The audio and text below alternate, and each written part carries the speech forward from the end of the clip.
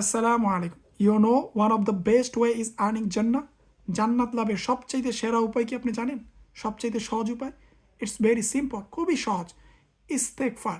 ইস্তেগফার, বেশি বেশি ইস্তেগফার করা, আল্লাহর কাছে ক্ষমা চাওয়া। এটাই হচ্ছে জান্নাত লাভের সবচাইতে সহজ উপায়। আমার আপনার নবী, যিনি বিশ্ব নবী, যিনি আল্লাহর হাবিব, তিনি দিনে ৭০ বার, কোনো কোনো বর্ণনা আসছে, কোনো কোনো বর্ণনা আসছে ১০০ বার ইস্তেগফার করেছেন দিনে। যার পিছনে কোনো গুণা নেই, সামনেও কোনো গুণা নেই, যিনি জান্নাতকে উদ্বোধন করবে, যার হাতে সমস্ত জান্নাত থাকবে, যিনি জান্নাতের সর্দার থাকবেন, ওই নবী ইস্তেগফার করেছেন। আর আমি আপনি, আমরা তো গুনার সমুদ্রে থাকি, আমরা সবাই গুনাহগার।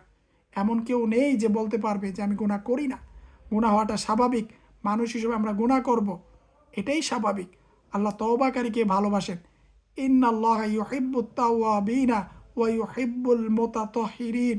নিশ্চয়ই নিশ্চয়ই আল্লাহ তওবাকারীকে ভালোবাসেন, যারা ভুল করে অতঃপর আল্লাহর কাছে ক্ষমা চায়। কারণ আল্লাহ তো ক্ষমা করতে পছন্দ করেন। আল্লাহ ক্ষমাশীল, ক্ষমা করতে পছন্দ করেন। এটা আল্লাহর শান এবং মানের সাথে যায়। কারণ আল্লাহ কারো মুখাপেক্ষী নয়। আল্লাহুস সামাদ, তিনি কারো কাছে জবাব দিতে হয় না। তিনি সমস্ত রাজার রাজত্ব, যার হাতে সমস্ত রাজত্ব।